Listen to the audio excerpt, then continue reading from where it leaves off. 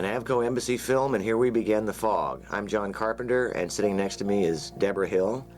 And as I recall, Deborah, it was your idea to put this Edgar Allan Poe quote on this movie, "Is all that we see or seem but a dream within a dream." And that was near the end of post-production when we were still trying to make this movie work.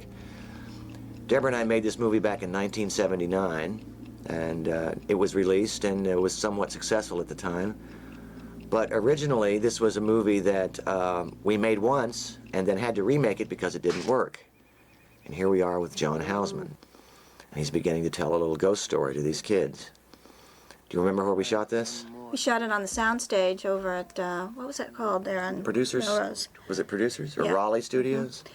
We shot this on a soundstage. It was supposed to take place outside, like on a beach, and so we just recreated it. And those are my friend Nancy Jacoby's children, Laurie and Lindsay Arndt.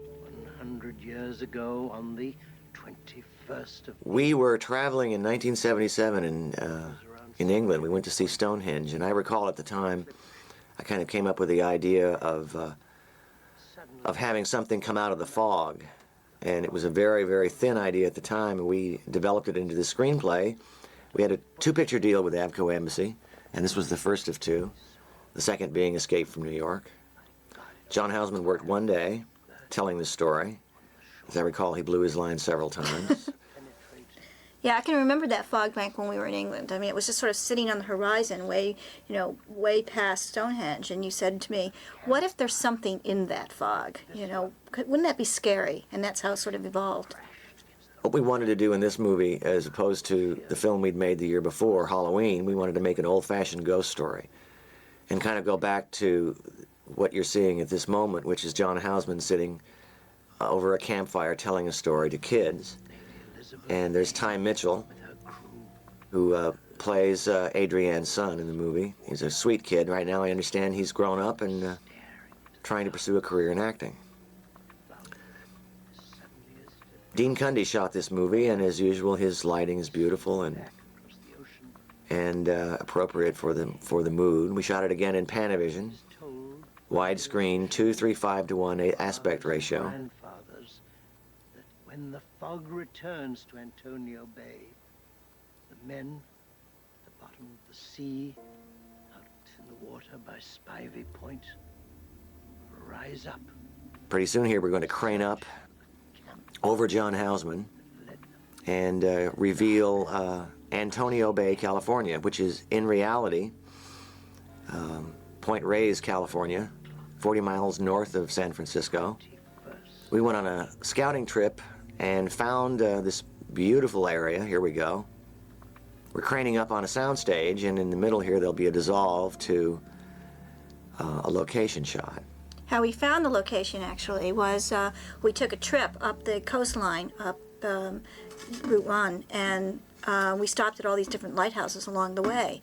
And when we stopped at this particular lighthouse, it just was perched out on a cliff, and it looked very scary. It was really very, very beautiful and very, very moody. And so that's how we chose this particular area to make this picture. And it turned out that it's the second foggiest point in America, the first being Nantucket Island. It's a Deborah Hill production, and now we are panning down in, I believe this is over in Altadena. It's a church, which has been used for several films, and now you're going to see me appear basically with dark hair and more of it. I'm playing, there I go. I'm playing kind of the guy who cleans up the church. I had a chance in this movie to actually act with Hal Holbrook in a scene, and I'm terrible. So I stopped doing roles in movies after this, except for helicopter pilots and walk-ons. And body bags. That's true, but I would play the dead guy. So here I come into our soundstage, and Hal Holbrook is having a little something to drink, and I deliver my lines. This was one of the most terrifying moments in my life, having to deliver these lines to an accomplished actor like Hal. And the crew was all laughing at me. My God, I was young. Oh, thank you very much. Thank you very much. What was the budget of this film, Deborah? The budget of this picture was $1.1 million.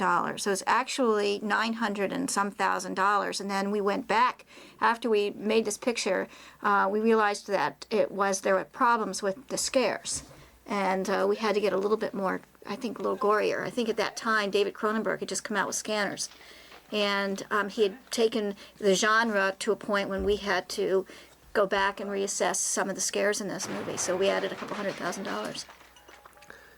And we had a rock fall in foreground there, which is a cheap trick. And now we're into the discovery of the ancient book that holds the entire clue to the story.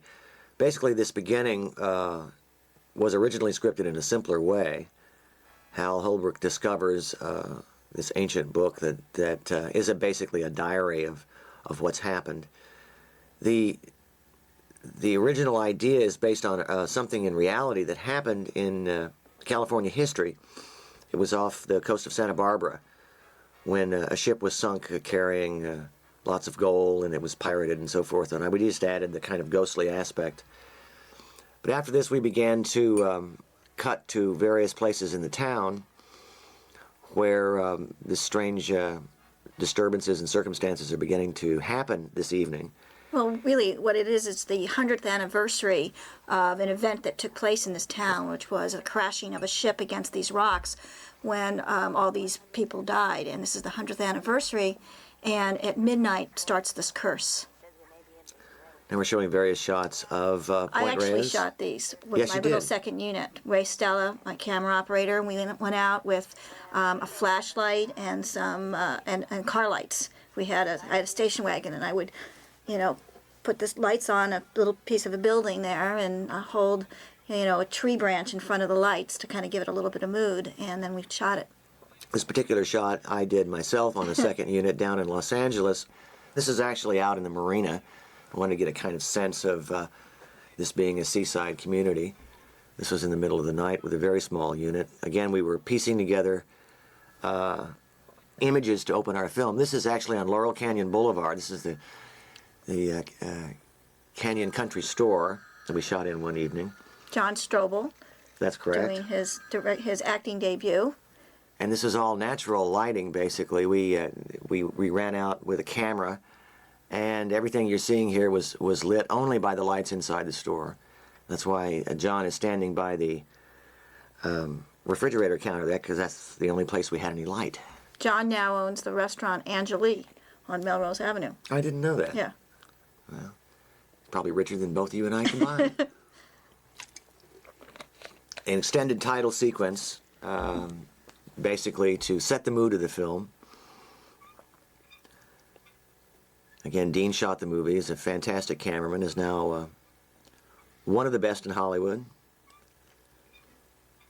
I believe you met Dean in your low-budget Yeah, days. before Halloween, I was a script supervisor and an assistant editor and did all kinds of little stuff, and that's where Dean Cundy and we worked on like 9 pictures together. And then when we made Halloween, we brought him along. He worked in this thing called a movie van, and it was of the size of like a Volkswagen van, and that would hold the entire grip, electrical, and camera department in this one van. And so when we started making The Fog, we actually had a big grip truck and an electric truck, but Larry Franco, our first AD, drove the Winnebago. That's correct. So now we're still in a sequence that shot all available light. I believe there's a little bit of light on this sign as he comes around the I corner. still have the sign. You do? Yeah. And again, we're in Laurel Canyon here. Trying to open the movie with a bit of mood, which we didn't originally have. Now, this material here, all the little odds and ends are lit. I believe we had one light with us.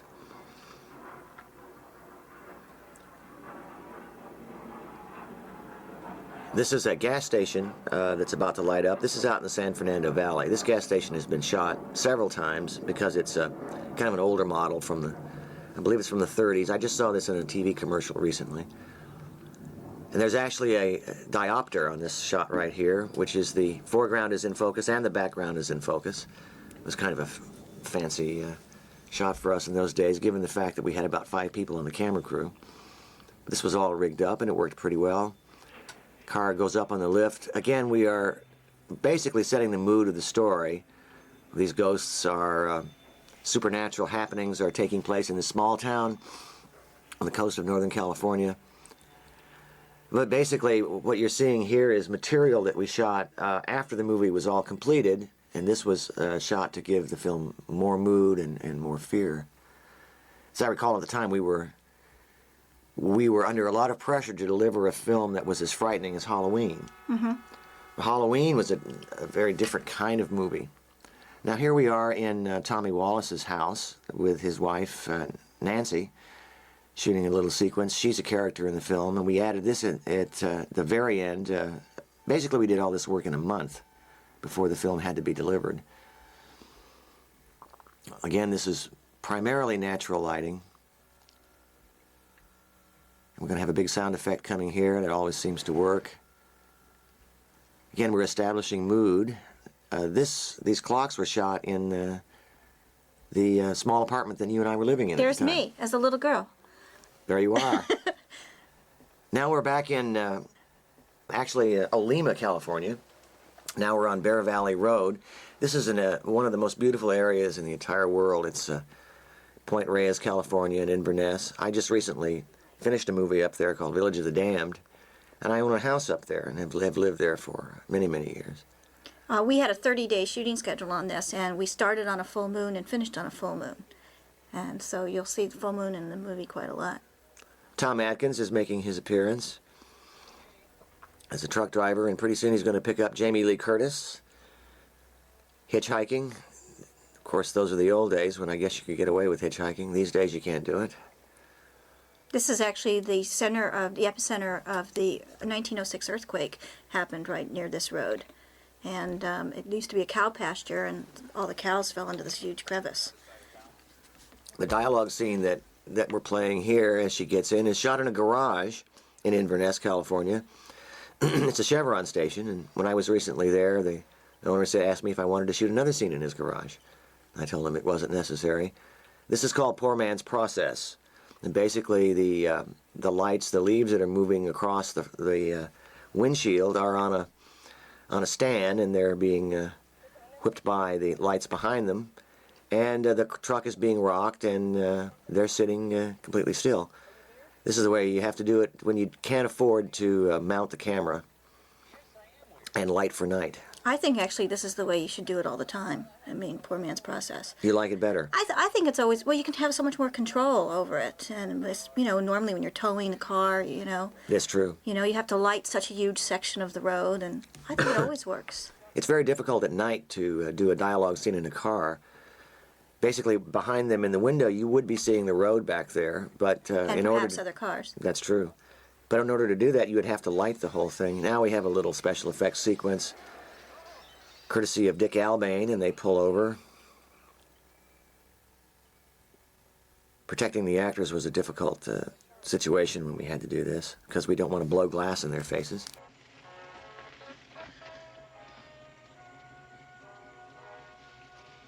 It's exactly 12 minutes after midnight, and this is Stevie Wayne, your nightlight, around until about... I believe the next sequence we're going to cut to the lighthouse. There it is. That's on the end of the Point Reyes Peninsula, and Adrienne is going to be inside Which is on a soundstage on now. a soundstage. This is again in Raleigh Studios. I just recently married Adrienne at this point, and this was, I believe, her first film. I think this is really great dialogue, too, this Stevie Wayne dialogue here. It's just... Well, you wrote part of it. But no, I think it's one of her best performances. I agree with you. She's any terrific movies. in the movie. Yeah, she really is. Chuck Cyphers playing the weatherman, meteorologist. Again, we're in sound stages primarily here for most of the dialogue.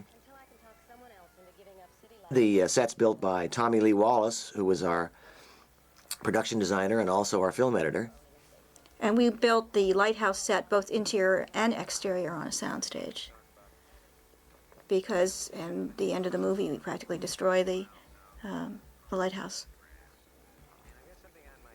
Again, in low-budget filmmaking, you have to make certain concessions that you're not able to do if you have a high budget. We had a little over $1 million, so a lot of the film has to be rather simply planned out. and simply done. One of the issues we had to deal with was what kind of music was being played at the time, and we chose a kind of old-fashioned hits. Now we're That was a miniature, wasn't it? that was a miniature boat. Now we're aboard a real boat with Buck Flower in the foreground and John Goff and James Canning in the background. They're hanging out, and we're about to have our first attack. Originally, this scene was scripted with no overt violence, and you never saw the ghosts. But we had to go back and, as Deborah said, and reshoot all this. Now we're seeing a fog bank come across the water. Just a note again on that miniature too. You have to be very careful whenever you do miniatures with water that the water in relationship to the miniature works.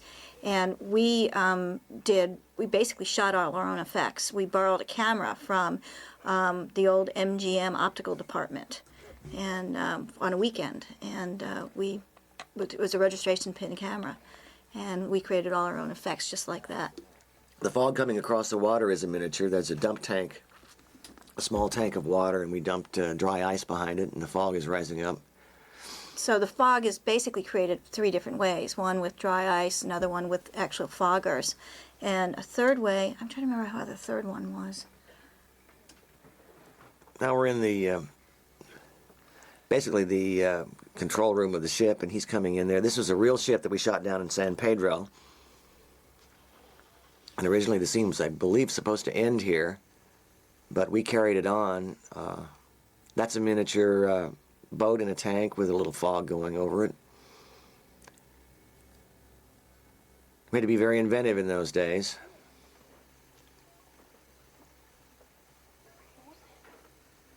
Dean Cundy's lighting is extraordinary in this. Now we're doing That's a reverse actually shot. reverse shot. Yeah. The fog is turning off the engine.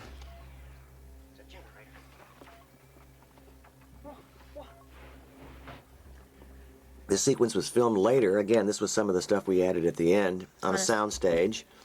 And this is down in the harbor at San Pedro with a real ship going by. And the actors standing On the dock. on the dock. Actually, the actors are on a boat and we're going by the ship, as I recall. Yeah, Now the ship is standing still. That's correct. And now the rest of the sequence here, as they turn around, is on a small soundstage out in the valley. We shot, again, this was all done in the month before we had to deliver the movie. We added this particular sequence for the spookiness and effects. There are the ghosts. Primarily the ghosts that you see are Tommy Wallace and a couple of the grips all dressed up in black. Part of the problem going back and reshooting or doing additional shooting is matching everything. You know, so you have to keep the wardrobe and you have to redesign, and it takes a lot of thinking, a lot of piecing together. And that's a graphic sequence here that was partially drawn out on paper and partially created by just a lot of coverage and cuts. Now our sailors are dispatched, and we now know there's something evil and supernatural in the fog. Now we're back to the original footage that we shot, and in comes, I believe this is Tommy Wallace back there, our production designer, And film editor, who's now a ghost. who's now become a director in his own right in Hollywood, and probably regrets ever having played a ghost. Plus, he also co-wrote El Diablo with you, which we made for HBO. That's correct. Now this is added material here again. Back to the miniature, and we're on with our story. And the end of the second reel, I believe.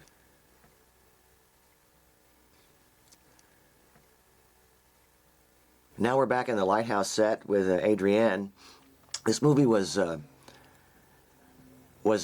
processed by Metrocolor, which was one of the greatest labs in Hollywood, and the color was extraordinary in the film. And Avco, I believe, did the release prints through CFI, if I'm not mistaken. We had a little bit of a battle getting it where we needed it, but the combination of Dean Cundy's lighting and photography and the lab situation really produced a beautiful film. Also, it's very moody. You know, you talked a little bit earlier about the music in this movie.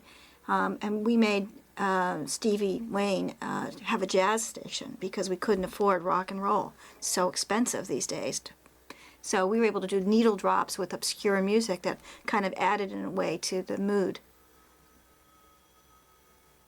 Now, you see Adrienne smoking a cigarette during this movie. Adrienne has never smoked cigarettes, hates smoking cigarettes. So I had to kind of train her to do it. She actually does a pretty good job. She swore to me that she never inhaled it throughout the whole film, but I'm not so sure. Why did you want her to smoke a cigarette? I think perhaps that her character is based on a lot of the Howard Hawks women throughout his movies who all seem to smoke cigarettes, especially Lauren Bacall, who walks in the doorway, and the first time you see her, ask Humphrey Bogart for a cigarette. My idea of perfection is a voice on the phone. Okay, Mr. Lane. Good night. The point of view shots that you're seeing, that Adrienne is seeing here, are shot right from the lighthouse out in Point Reyes. That's a daytime shot that we have altered to make it look like night. You actually shoot those kinds of shots when the sun is high up in the sky, you know, like straight overhead. And then you can do them a couple different ways. You can shoot them black and white and then print them on color. Or you can just put a filter over it that kind of gives you that feeling. And Jamie Lee and Tom Atkins are in bed together. This was shot in a very small a kind of house on the water in Inverness. And believe it or not, the rippling water effect, lighting effect on the window back there has to be done with a pan with a broken glass in it and water rippling over it because we couldn't get the light angle correct. But pretty soon Tom Atkins is going to get up and respond to something happening in the other room, and you're going to cut from Inverness, California to, again, Laurel Canyon, to the house I was living in at the time. We came back and reshot part of this scene to make it more frightening and have more punch to it. I don't know. It's okay, me neither. Jamie's hair changed a great deal from Halloween. She had nice kind of long 17 and 18-year-old hair, and now here it is. Well, she's so much more sophisticated in this particular role than she was as Laurie Strode. She wanted to play a different character. Yeah, and I think she did. Now there we are in Laurel Canyon, I remember that. and then now we're back to Inverness as Tom gets out of the bed. That's back in Laurel Canyon. And back to Inverness. Laurel Canyon. Again, we shot this on a very foggy day, but had to 10 in the entire set. Now that we are in Laurel Canyon there, as he backs away from the doors.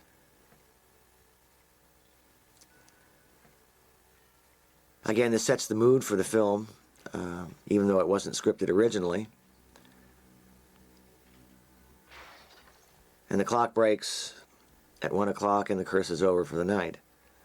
Basically, this movie is done in 3 acts: the night before, the day of, and the night of the fog attacking. That's a point of view from the actual house there on the bay in Inverness. At low tide. Correct.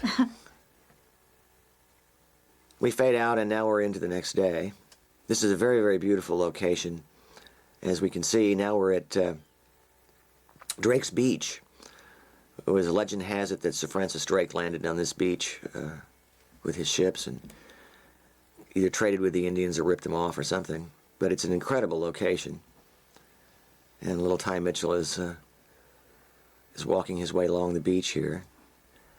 Actually, we encountered a lot of cold weather up there. It looks very sunny, but it's freezing cold. We were up there in I believe it was the winter months, as I recall, March, maybe April, I don't remember. This is right below the area where Alfred Hitchcock shot The Birds, and so it's kind of reminiscent, this feeling of that original picture.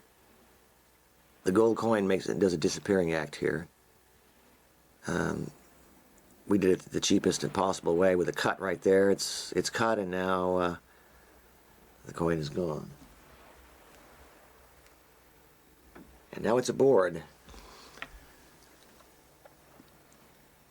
Some of the genre fans criticize the writing on this film in terms of its logic about ghosts, but my feeling was, if you're doing a ghost story, there really isn't too much logic to it. This is the house on Tomales Bay, right off of Inverness. Quite a beautiful place. Well, let's talk about the Elizabeth Dane for a second, because the ship that went down, the Elizabeth Dane, is named after an old girlfriend of yours. Kind of a combination. Elizabeth, Elizabeth was the first name. I don't remember where we got Dane, though, Deborah. I think you wrote that part. No, I thought Elizabeth Dane was an old girlfriend. We track across Adrienne and an old boyfriend of yours. And an old boyfriend of Adrienne's. That's correct. And up comes Ty into the house and onto a set, again at Raleigh Studios. I actually still have that quilt. You do? Uh-huh. I had forgotten that it's... that's my lamp. Do you still have the lamp? Yeah. So basically, we used all your furniture in the picture. Did you have a nice time last night? Yeah, old Mr. Macon told us ghost stories. Again, the film is rather simply shot in terms of its dialogue scenes. We have a master and then two over the shoulders, utilizing the Panavision frame. Panavision is my favorite cinema aspect ratio because it's widescreen, and I feel it's the most like a big movie that you'll ever see. It's not the square screen. Now we are actually up in Bodega Bay, where Hitchcock shot the birds. This is the wharf. Right down there is the restaurant where everybody was trapped in the birds. We had one day to shoot this scene, and it's kind of an overcast day. It was a beautiful look. This is primarily a fishing area, a farm area, up in Northern California. One of the most incredible areas of all time. I fell in love with the place, so much so that I bought a house.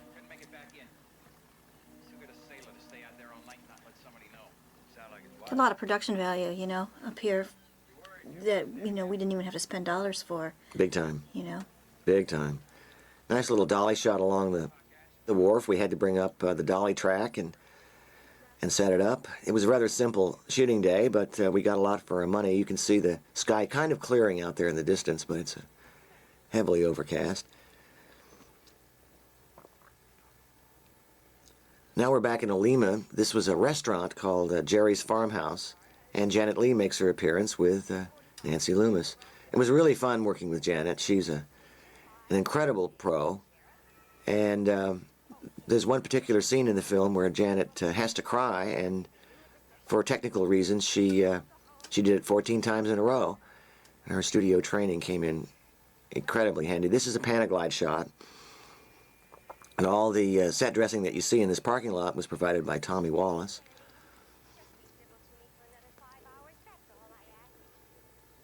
The restaurant is on your right. It's still a delightful place to go to eat. It's changed a great deal, though, now.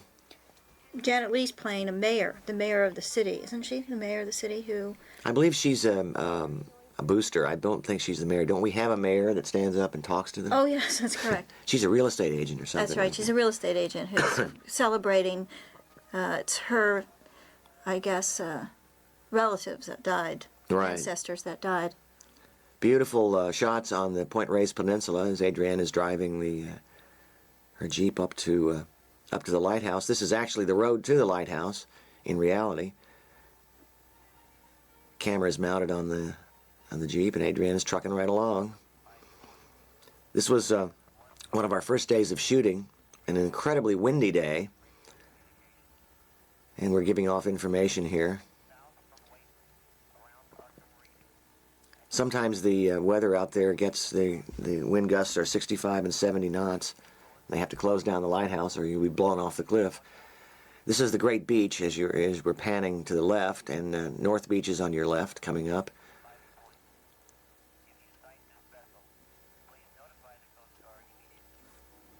Now we are out in the San Pedro Harbor, and my least favorite day of filming I can remember in my career. I got deathly seasick during this day. The script supervisor and I were in the bottom of this boat blowing our lunch all over the place. I don't remember this day shooting. I don't think I was out there. You're luckily not out there. It was awful. I think I was on the dock. The seasick pills I took did not work. And here you're talking to a helicopter pilot who gets wimps out on a boat. The day was rough on the water. This is a Panaglide shot, which is trying to smooth out the action. Now we're back in Inverness. I'm going to do the thankless dialogue scene in the car. These are my least favorite kind of scenes to do, because you're really kind of limited in your angles, at least on a low-budget film. You have the camera mounted on the front of the car. You have three kind of choices. You can do a two-shot of the people in the car looking straight back, and then you can cross over for a close-up of the Janet and Nancy. And the other option is to then remount the cameras coming in the side windows, but you are severely limited, especially in widescreen. Later on, as the budgets increased, I began to enjoy working with rear screen. Now we're back out in the harbor. I recall this day was the worst. As you see, the boats are moving back and forth, and my stomach was moving back and forth. Deborah, you were in the office returning phone calls. I wish I had been in the office and you had been out on the boat. Yeah, I don't recall this day of filming at all. But I guess we're in the story now where we're building the day before the fog comes again that night, and parallel stories between these people. Well, that's right, and we're intercutting a lot of material. Now we're driving up in Inverness up a hill. There really is a church up here. We're about to cut from Northern California to Altadena, and this is the church that we found. It's very surprising they let us shoot in here due to the nature of our story. Now we're into another Panaglide shot. This is a beautiful old church. They let us break out their windows. Actually, we provided the windows, but they let us replace them. Ray Stella was operating the Panaglide and had learned how to do it on Halloween. And it weighs a lot, and his operating is really, really good. I think, using the Panaglide on Halloween, we never would have been able to make that movie in 20 days if we had done it the traditional, lay the dolly track and, get it even and everything. It was absolutely. Really, and I think the use of the widescreen is what really makes these pictures different than other low-budget pictures of the time. It's because they get a bigger, bang for the buck. Yeah, plus just a bigger reality to the whole thing, You're absolutely right about that. Now look at the beautiful lighting that Dean has done here. Here's a trick that we did. Hal Holbrook comes out and startles Janet Leigh. And originally when we staged this, you could see Hal Holbrook standing there. So we had the MGM lab work on this, and they darkened the frame back there, so you cannot see him. This is an optical, and there he is. They did a little dissolve, and out he comes. And it worked very well. We put a loud sound in there, and I remember at the Avoriaz Film Festival, the entire crowd screamed and yelled. So Yeah. we were successful. There's a lot of tricks in here that we did with just surprising the audience and sound, and it really worked out well.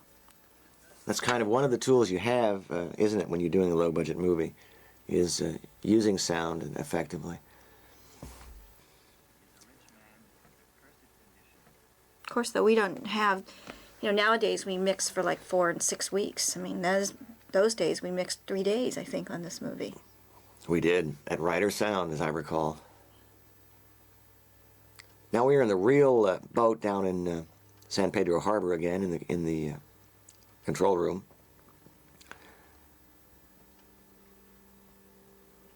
We had a little sequence here where Jamie discovers the body of James Canning rolling out of a cupboard, and it didn't work, so we went back and reshot part of it. It'll be coming up in a minute, and we built a set where Jamie goes down below deck and discovers the body. Made it more frightening. Again, I suppose we were wrong at the time to try to do an old-fashioned ghost story when the audience wanted to see much more overt horror on screen. We're intercutting between various characters and parts of the story. A lot of this is due to the diligent work of Tommy Lee Wallace and Charles Bornstein, who were the editors on this.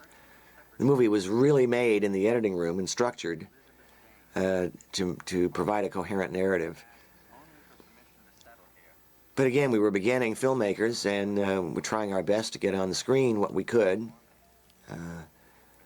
There was a great deal of expectation, Deborah, as I remember, on us to provide Well, I think one of the things I kept remembering you saying is this is going to be as scary as Halloween, you know, because Halloween was such a surprise for us, and we were like kids. I mean, they used to think of us at Goldwyn, where we edited the pictures, where I think you still edit your movies. What are the kids up to? And that was John and myself. And They don't call me a kid anymore. They call me old man. Now we're in a soundstage at this part of the movie. This is something that we reshot again in those final month before we released the film. As I recall, on the day we were shooting this particular scene, the revolution in Iran had just taken place and the Ayatollah had come back and taken over. This is all a built set and reworked dialogue, and the lighting is rather interesting from above. The shadows are created by Dean Cundy and Mark Walthour. actually, this boat that we built, this interior, was put on a gimbal, so it could actually slightly rock. Which made me as nauseous as the day we went out to the harbor. Hal again is reading the diary of the lepers, I suppose, that explains what's going on. There's a secret in the diary that we don't discover till the third act. Again, a lot of this movie is based upon some of the feelings and mood of H.P. Lovecraft, who was one of my favorite writers. Now we're back to the set. Also, we should talk about the casting of a low-budget picture. Sometimes, as we did with Donald Pleasance, is, you know, we got extra money for him, but with Hal Holbrook, we only had a little bit of money, and so we had to put all of his scenes together, and we had to build a set for him to work on. And the same thing for John Houseman, by doing his whole scene. I think that was like 6 or 7 pages in one day. And I think a typical Hollywood picture averages around 2 to 3 pages. It's true. And everybody was frightened of John Houseman when we were on the set because he was such a powerful presence and because he's produced so many great movies. And he did swear when he blew his line, so we all felt better.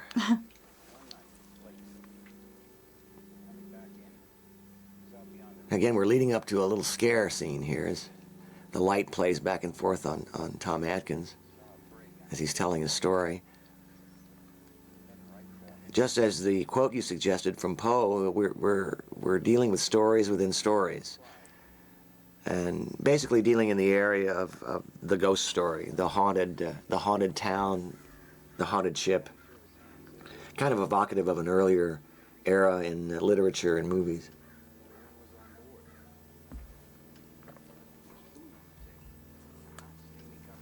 And we're about to get a good scare here, I believe. We set it up with a little movement there on the locker. I believe once again Tommy Lee Wallace is behind there moving the door. He was basically doing everything that needed to be done. By giving the audience the visual image and the sound of that locker moving, you know something's going to happen. The question becomes, when does it happen? And there it blows open, but there's really nothing there, we think.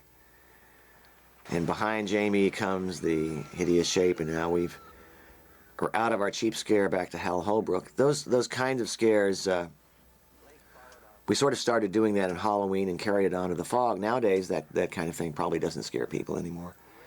Those are the old days.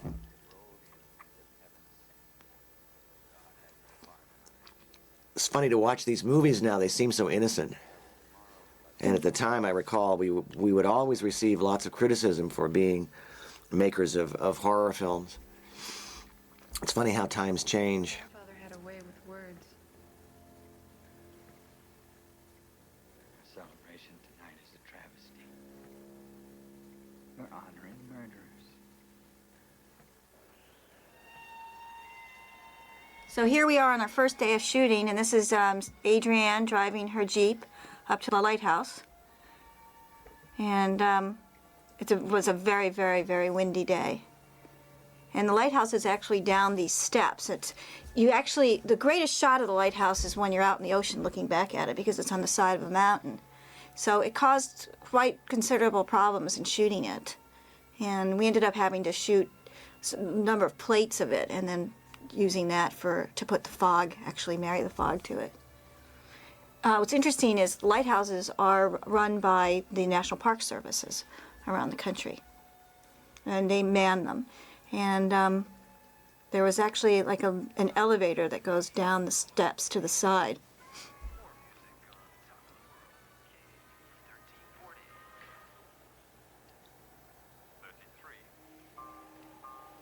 We rise up over the gate here and the sign, and we reveal down at the very bottom the lighthouse. The lighthouse is not full size. It's kind of a short guy, but it's extremely beautiful. Yeah, it's very untypical of what you consider a lighthouse, which is a very tall tower. And the tower being so tall is so other ships can see the beacon. But this is built way out on a point, and that's the reason why it's put out there. Nice little handheld shot by Ray Stella there. This is the wind, as Deborah said, is so incredible. Now we're down at the lighthouse proper. It's really beautiful. And they still have the glass and the mechanism in there, but they don't use it anymore. They have an automated light, right, as a matter of fact, there it is, rotating next to the lighthouse. And now I believe we're on our set, aren't we? Yeah, this is the set. This is down on Melrose, and it's a 2-story set, which was kind of fun to build. These are the steps from 20,000 Leagues Under the Sea, which we kind of found and now we're on the upper level. And a lot of the shots that we shot looking into the lighthouse, we shot sort of at a low angle looking up because we couldn't afford to put screens outside and stuff like that. And it's kind of a very low-tech DJ station in many, many ways. We romanticized the idea of a radio station, putting it in a lighthouse. I thought that was a great idea. And now we're back at the other set with Hal Holbrook, and a lot of these scenes have to do with the plot of the movie, reading the diary and discovering like exactly what is going to happen. So we kind of foreshadow or tell the audience before the characters know what's going to happen. I'm fond of this shot. Hal is in darkness here. He's barely lit. And Janet and Nancy are under light, but it really gives him a moody feel. Plus, it's hard to hold focus for that depth at this light. Oh, absolutely. It's one of the neat things about Dean Cundy is that when we did Escape from New York, which is the next film after this, Dean also shot it, we used a Panavision camera as well, but we used accompaniment of lenses that were the first time they were ever used, and they were all, like, I think we lit that at like foot candles rather than f-stops. Wasn't that the Panatars? Yeah. The fast lenses? Yeah. Fast lenses. He was the first cameraman in the United States to use those. I mean, everything was sort of shot at a 2.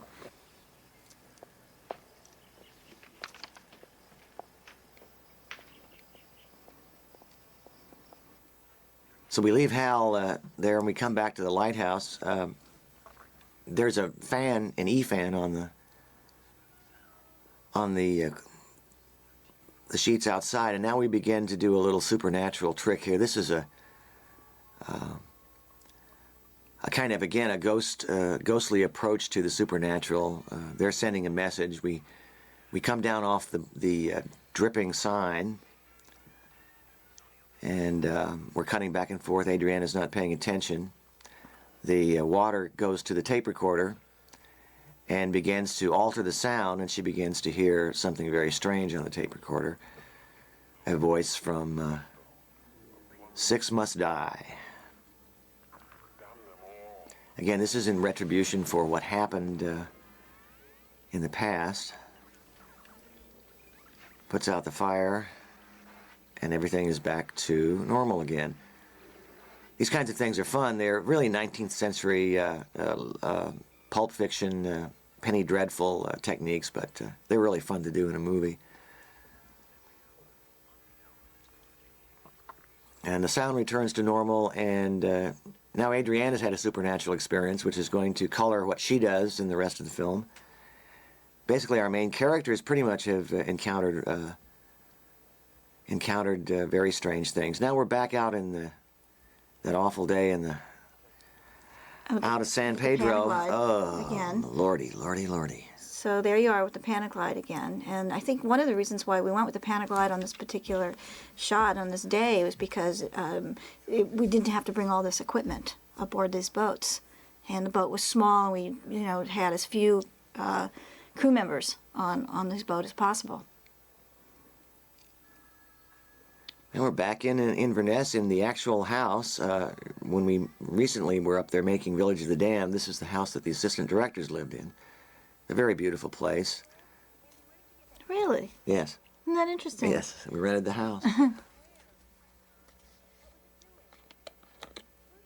So this is where Adrienne's having a conversation with her son, and she's really frightened because she knows that something's wrong, but she can't make it back in time, and so she wants him to lock the doors and don't answer if anybody knocks. And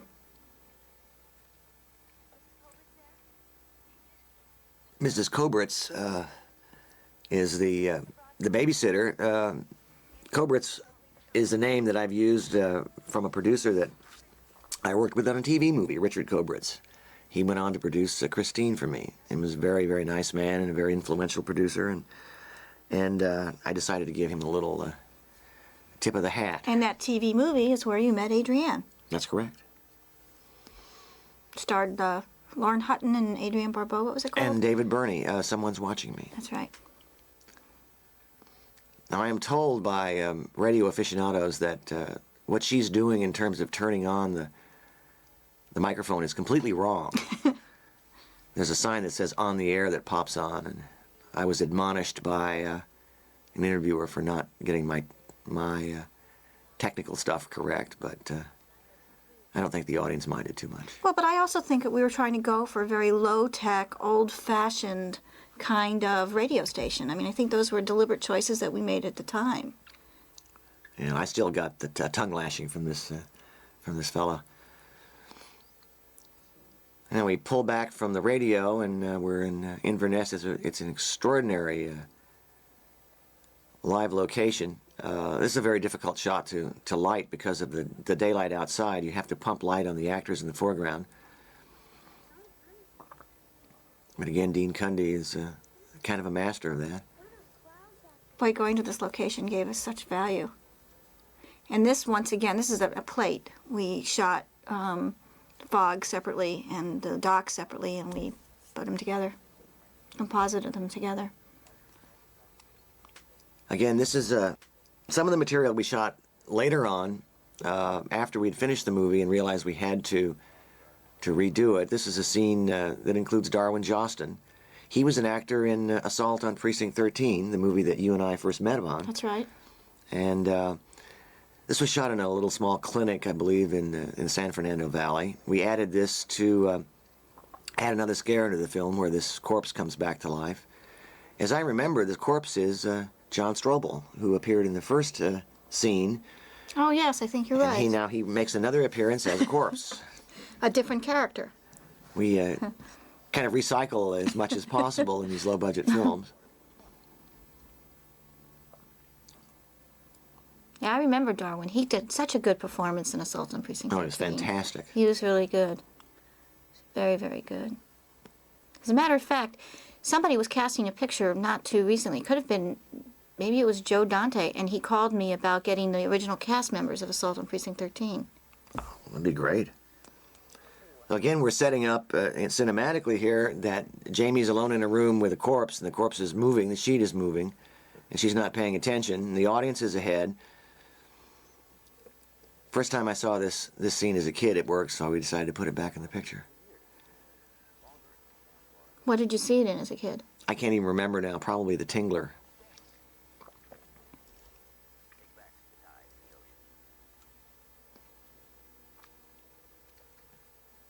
That's my favorite angle in the scene, shot from underneath the gurney as the legs come down.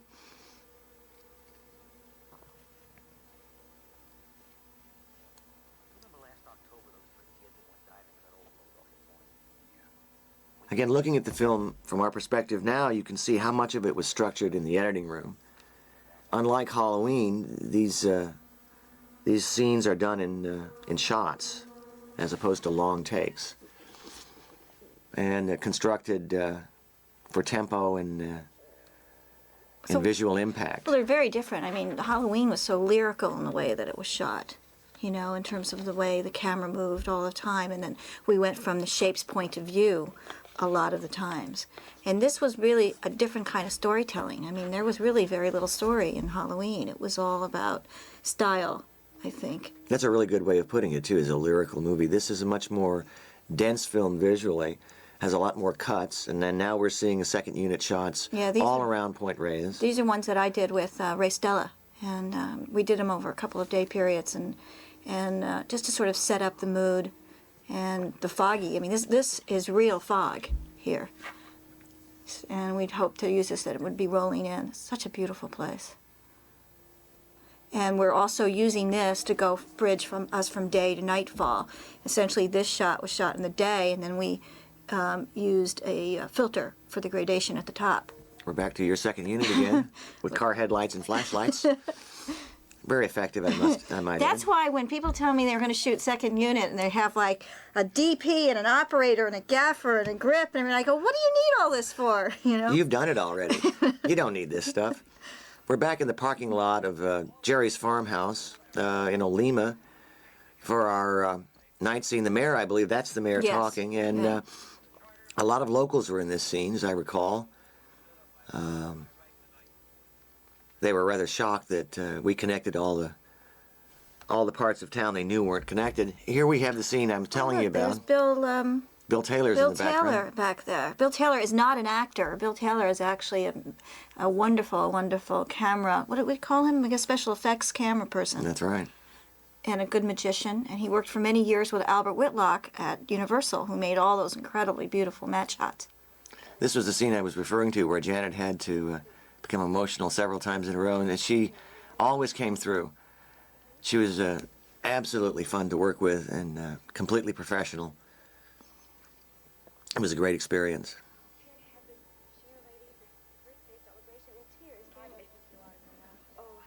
This bar we're shooting in at the farmhouse was a favorite of the crew to come in after hours and relax at the bar and watch television or listen to country music. A great collection of Elvis statues is right over on the left, out of frame. It's interesting how you shot this scene in one shot. That's why it took 14 takes. You didn't want any cuts in it. No, I believe we had a tracking shot from here on. I don't know if we still have it. There we go.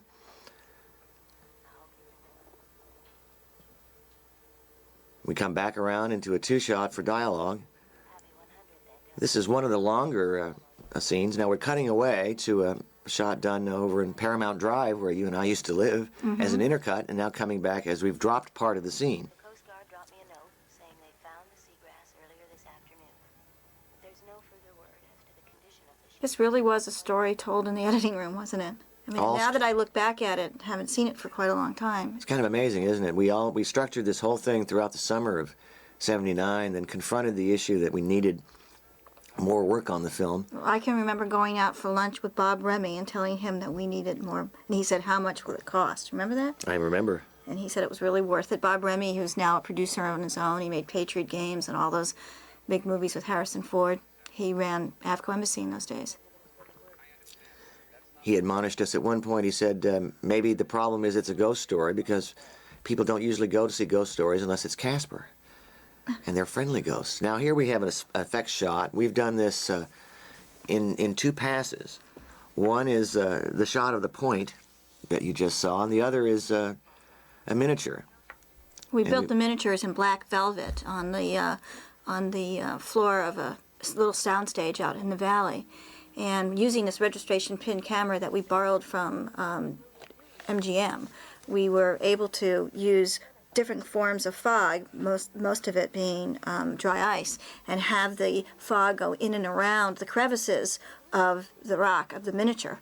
And then when we combined the two as a composite, that's what we got. A very basic form of, of special effects photography. I mean, it's quite, nowadays, it's so much more sophisticated.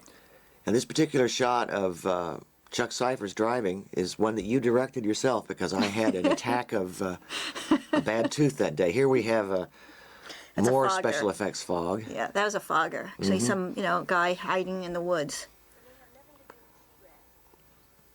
I'm very glad you were able to direct that shot, Deborah. We would have been behind schedule. I was very nervous, John. I much prefer to do things without people in them. We're on a set at Raleigh Studios again here. Originally, this particular character had a lot more to do with the movie, but he was Chuck was cut down when we did our recut on the film. You used this actor in Someone to Watch Over Me, right? I didn't direct that, but someone's No, watching someone's me. watching me. I did. We used him in Assault on Precinct 13. Oh, that's where yeah, that's right. Assault on Precinct 13.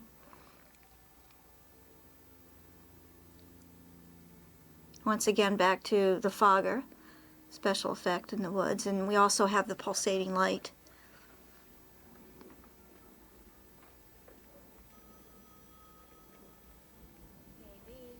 Now, the movie is beginning to build to the climax here as we connect all our characters with the legend of Elizabeth Dane and the ghosts, lepers that are coming back, and everyone is involved. Ghost fog is attacking the town, and pretty soon things are going to start to happen. And Stevie Wayne becomes sort of the voice that tells the town what's going on and warns everybody that something's about to happen. Tommy Atkins did his own driving stunt there in that old truck. Of course, the truck wouldn't go very fast, probably about 20 miles an hour. We're on Bear Valley Road, panning off. That's another problem with low-budget movies, is that when you have vehicles, you don't normally have mechanics that can keep them in running condition. I know when you did Christine, you had like 5 or 6 different models, plus you had all these mechanics on staff all around the clock, so that every day the car was running. We couldn't afford that kind of stuff on this movie. I had 10 times the budget we did on this one, Deborah. Yeah. This was a very, very low-budget film. And that's a special effects shot with miniature fog over a real shot of the bay. And in the background, we began to see the fog creeping up on Charles Cyphers. There we go. And that's a fogger in the background goosing in the billowing fog. It makes a great deal of noise. As I recall, we had to loop some of Chuck's performance here. The lights go out, and he's about to buy the farm. We reshot part of this scene on a set again in that last month before release because we felt that there wasn't enough punch to the scene.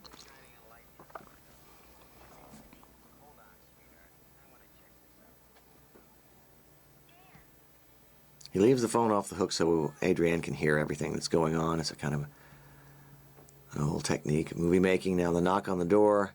Again, this is all very reminiscent of old movies from the 40s and 50s that I grew up watching. And the fog comes under the door. Reminds me a whole lot of The Crawling Eye. Yeah. It was one of my Crawling favorite Eye. films. Yeah, one of my favorite ones too. Except we didn't have the big eyeballs with tentacles, did we? So Chuck is going to open the door and buy the farm here. This particular shot here was done later. Rather effective as he's looking out.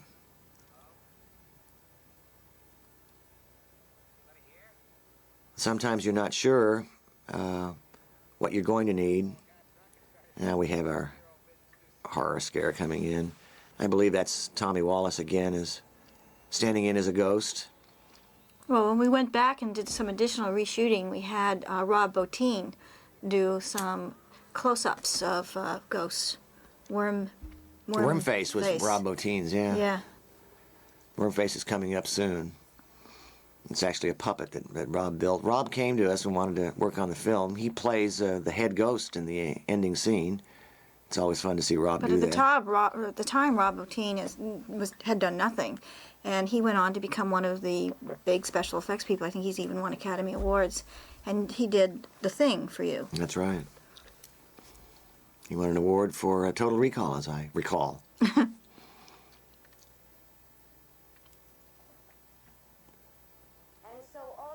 We're back to the location shooting. Extremely cold night. The time we were there in Inverness, the weather was very, very cold. There are a lot of locals sitting in the audience there who loved participating. I think they particularly liked it because of Janet Leigh.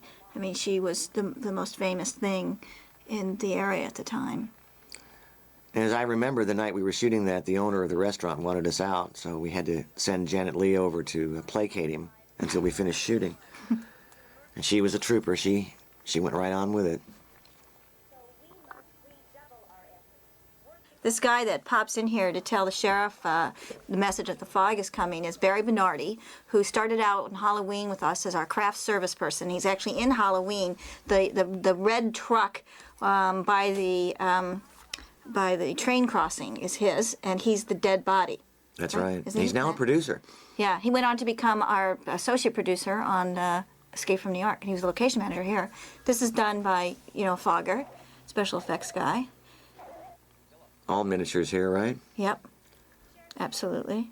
So now we're setting up that the town is getting cut off, communication's getting cut off, so Adrienne will be the only one who's able to speak to everyone. I mean, that's traditional horror film stuff, too, which is to break out communications, and so therefore, the army can't come save you or whatever. This is shot, actually, over here in Los Angeles, near Altadena or something, right? That's right. And it's Transformer. We went out there for half a day of work of location. We're having to blast the fog in there because of the wind outside. Yeah, I remember this effect. We couldn't get this effect to really work very, very well, and I think we made a compromise on this. I think he wanted it to be sucked into this machine, and that effect to happen. Once again, this is a plate of all the lights going out.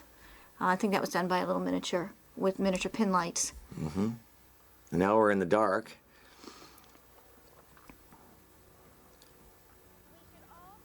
And I think what she's doing is she's telling them to go home and, be safe and disband. A lot of the residents are still living up there. A lot of the folks that you see in the shot. Now we're closing in on the last act of the film here. We're into it. Now this is more special effects shots. We really had an ambitious amount of effects in this movie. I actually operated this shot as she ran down, as I recall, and did a She's trying to so-so job. She's trying to start an emergency generator here. That's right. It's great kind of moody lighting. Now, as I recall, Deborah, that when the fog seeps into this particular location, we did that actually live, and it turned out extremely well. Well, we were going to do it as a miniature, and then when we shot this as a plate, it just really, really worked out very, very well. We didn't have to shoot it as a miniature. This is on a soundstage. They're driving up actually across the soundstage. The doors to the outside of Melrose Avenue are just a few feet away from the back of the truck. And here we are again in Tomales Bay in this beautiful little house. One of the nice things about Dean Cundy's lighting is that the blacks are always so dark. I mean, that's one of the things that you look for when you shoot, when you're looking for a cameraman for especially night work. And, we certainly shoot a lot of our movies at night. Halloween took place all in one night. This is a lot of night. Escape from New York was all in one night. And I think that the fog worked out so well here because it was a very cold night and the fog stayed close to the water and didn't dissipate into the air. It was very effective. Now she's alerting the town. We're back on location with a tented-in window. We shot this in the daytime, and the fog back there is being controlled by technicians. We're cutting around from various locations, sets. Building tension. And essentially everybody's going to get on the road and all head up to the church, which is where she tells them all to go. Of course, only our principals show up at the church. A low-budget movie. Right. We're going to have a little death scene here. Pretty soon, Mrs. Coberts bites the dust. Is she the 6th? 5th? I can't remember now. And she sends little Ty off someplace to his room, I think, right? And then she opens up the door. It's the one thing I've learned. If there's a knock at the door and it's at night, you don't open the door. Especially if there's fog outside. That's right. Mrs. Coberts is sending Adrienne's son away to safety, and she's going to go out and investigate this. And the fog out there is being made by Fogger. I believe we enhanced this particular scene with some of our later shooting. I think this was the first time we used the fog effect, too. Is that right? Yeah. I want to see who it is. No. Can't I see? It was shot right on location and building up tension. There's a tent outside the front door there. There he is. There's the ghost. Originally there was one ghost, and we added this little ending section. That is a miniature fog around the cabin on the Tamales Bay. Now, once again, that was built on a soundstage and draped in black velvet. We're intercutting various locations here. These are the basic forms of composite photography that we do now. You know, that used to be done then. And everybody's racing to the church. And right now, the ghost is coming in after the little boy. But Adrienne's character has reached out. If anybody's around my house, go save my little boy. And that's why they pull in. And Tommy Lee Wallace Coming in again is time. coming through the door. He's always coming through doors and closets. He played the Shape a couple of times. yeah, and Halloween. Mm-hmm. Yep, especially up in the closet scene. I believe Ty is going to get rescued here in a second by Tom Atkins, and through the candy glass window, and in comes Tommy to get him, but misses. And off we go. And there is the miniature shot, the miniature fog, and the live location. This is the old stuck in the mud sequence. We jacked the truck up, and we're assuming that Jamie cannot drive this truck, which is a good assumption. That was done with a light gag behind the ghost in order to silhouette him.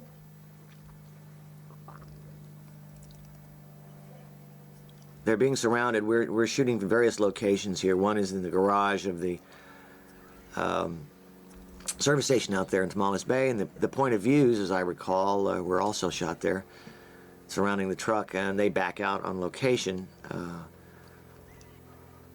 Extremely well constructed sequence by Tommy Lee Wallace in the editing room. That's fog put over the shot in the foreground. We're really running by the skin of our teeth in this film, but that's what happens in a low-budget movie. This is real fog in foreground was created there at the moment, and you see it dissipate in real life. And we're back to the Olema location by the ranch house. You see very, very simply that a lot of these sequences were shot in very few shots, either wide shots or over shoulders, except I for am, the right action back scene. there as an Yeah, there you extra. are, Deborah. You're talking to somebody back there. Yeah, probably Barry Bernardi. No, I don't know who that is. Another effects shot. Well, I think this one was done as a plate with the glass in front of it, and then we shot through the glass up on the hillside and then added the fog in afterwards. Adrienne did a great job with this particular sequence here. She's very emotional about her son. Doesn't know whether he's alive or not. This was before we had our boy, and but she did a great job with it. And now we're on to another reel. Coming down Bear Valley Road. As I recall, this is the infamous Reel 9. When we were finishing up the movie, there was one reel that no one had touched that needed to be cut, and it needed to be done right away, so I sat down and spent a whole night recutting it. And it was a thankless, bleary task, but we got it done. This particular sequence here where the fog comes down the street towards the truck was shot in reverse. Because of the wind, the fog would not come toward us. Here it comes. This is a reverse shot, and the truck had to be backed up in reverse. So what you're seeing is the fog gathering. Now this truck is actually going forward at this point, so everything is reversed. I can remember shooting that. That was actually really interesting, the way you apply the logic, reverse the logic, and you get the thing to work. We actually only shot in this town one night. They didn't like us too much, but we're intercutting a location scene with a shot on a poor man's process, and we're intercutting all our characters for the final confrontation with the ghosts, and the man basically responsible for all the goings on, the priest. This is the famous reel 9 that no one wanted to recut. All the characters are gathering together. Now we're back in Altadena at the small church, and this is up on Mulholland Drive. A lot of our intercuts here are pieced together from material that we shot on location and material that we shot later. We're actually going up a hill now in Inverness and cutting to Altadena. It was all fairly well planned out, but again, we created a great deal of this in the editing room. Well, part of the reason why we cut back and forth like this is because from Olima to Altadena is because we couldn't take Hal Holbrook on location with us. It would have been more expensive to do that, so we put all of his scenes here. He actually never leaves the church. That's a live location that we shot one night in That's up in Inverness. Inverness, That's up- cutting with the church in Altadena. So their POV is 400 miles away.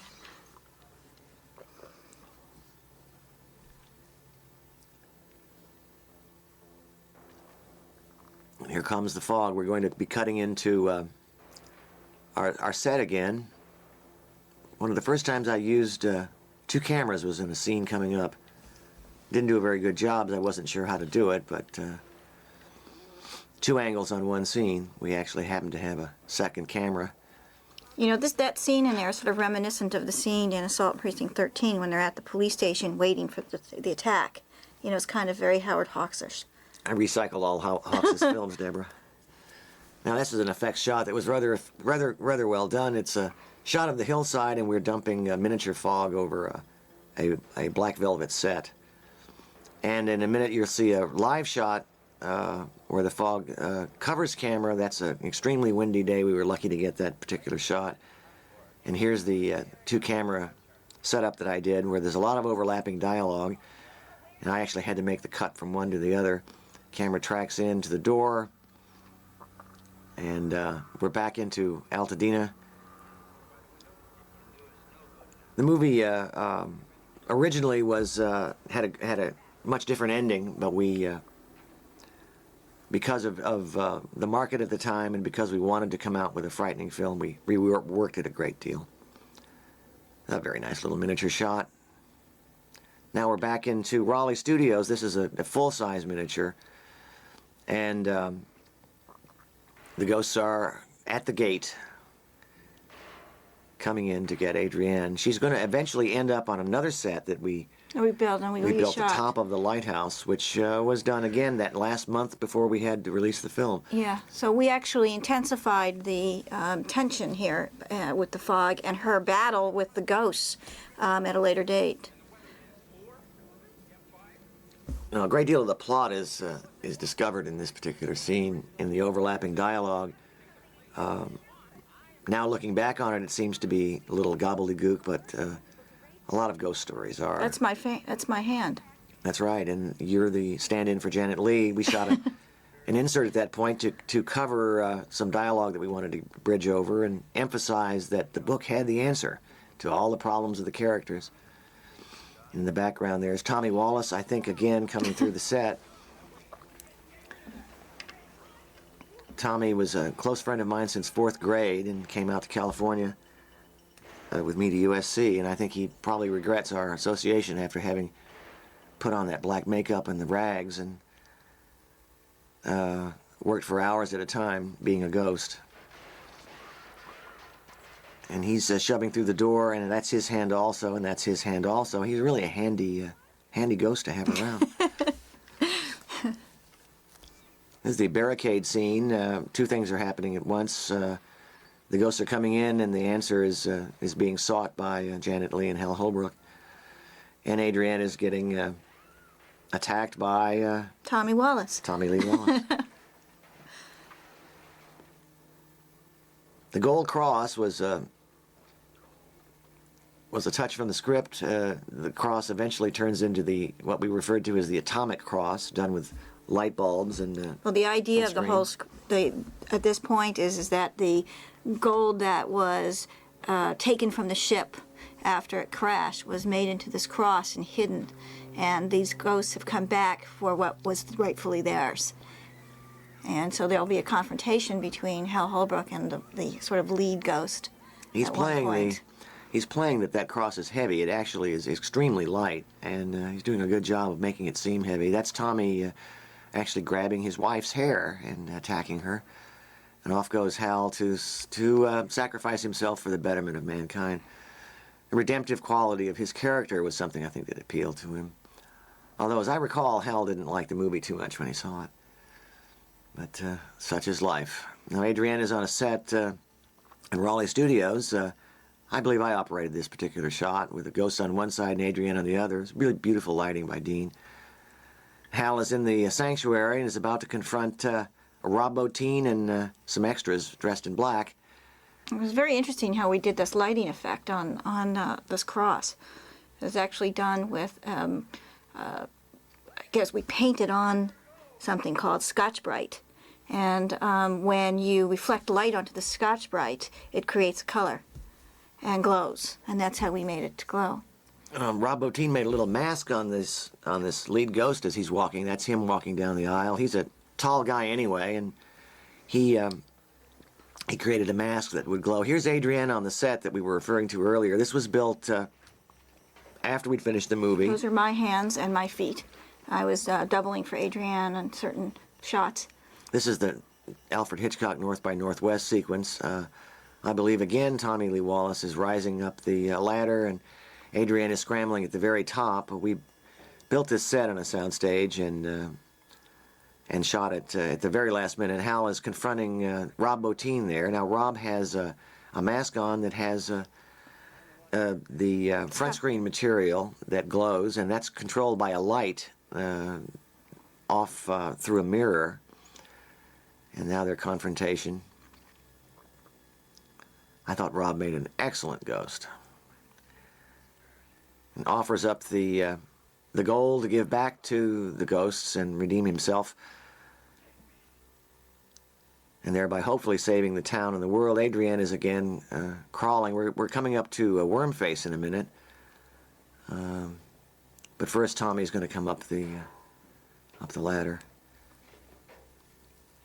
I always wondered why Tommy never wanted to make any more horror movies. Well, I you think know it's what? because he was I don't think we even paid Tommy to be in this movie as an actor. And he'll never let us forget it. Whoa. My So hands and feet again. We shove the camera down the set toward the ghost. Here comes Wormface as Adrienne lashes out.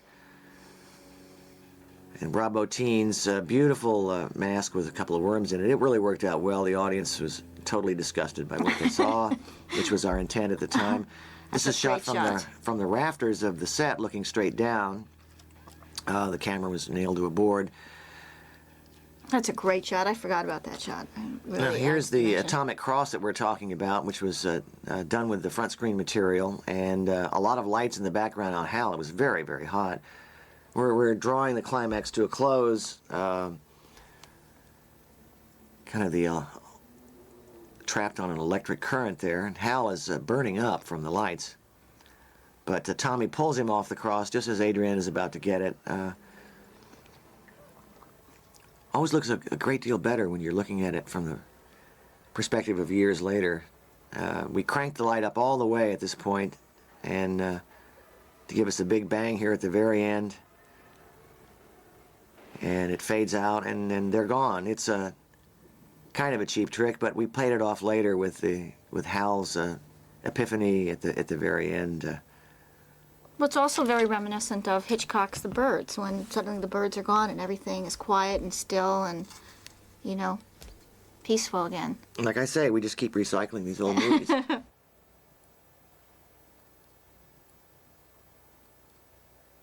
Now we bring the story down to a quiet moment. The audience thinks that it's over with. We spent about the last 90 minutes setting up an attack of the ghosts, and now we're going to take them away. A lot happens in supernatural stories that the unexplained really comes and affects your lives and then goes away. And we were applying that to kind of an old-fashioned Lovecraftian idea.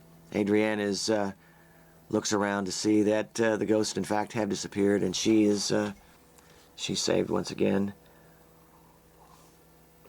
A lot of this was constructed in the editing room, taking moments and shots from other places and put together to give it the sense of completion, to give the dramatic sense that everything winds down.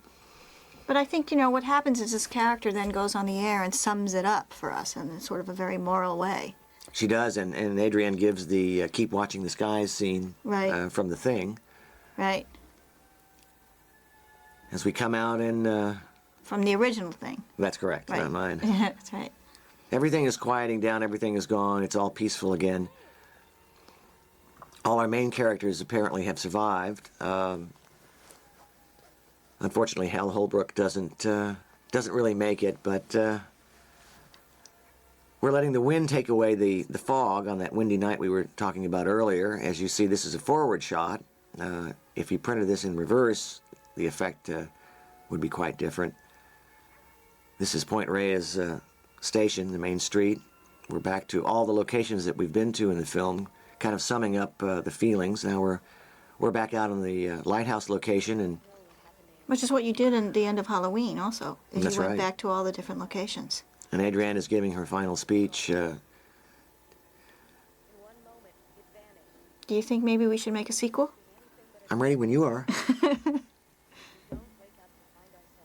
Ghost stories are hard to do. This movie was very difficult, at least for me as a director, but I'm very happy with the way it turned out. It's had a great cast, it had a great look to it, and with the means that we had to make the film, Deborah, I feel we really came through. Yeah, I do too. I think it's a classic and it's very different from Halloween. I think you did a great job. And you. Thanks. And now Hal is going to get his just desserts. He was rather nervous about this particular sequence because Rob Bottin is Blake, and he's holding a real sword, and actually takes a big swing at Hal to decapitate him, and we had to use a long lens and keep Rob at a certain distance, and it's one of those things where you think something's very simple, but it turns out to be rather complicated. And it's timing. It's all about the timing here. We again use our last trick in the film. I think at this point the audience knows what's coming. And here's our shot where Hal comes in and reacts. There's a slight moment we stole when the camera was rolling. Now we have our swing, and the movie is over.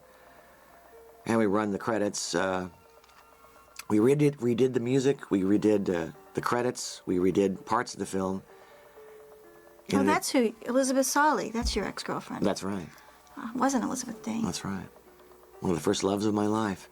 A lot of the names here, Dick Baxter and Dan O'Bannon, are Nick Castle. people that I went to Sandy school Friedel. with. Tommy Wallace was played by Buck Flowers, an actor I've used many times, Mrs. Kobritz. But to wrap up, I think looking back on the movie now, I'm extremely proud of it, and I'm glad we did it. And it has turned out to be a kind of a minor classic in the horror genre, and it was great to do, and it was great to sit here with you today and talk about it. Yeah, it was really fun. We'll see you guys at the movies, and take it easy.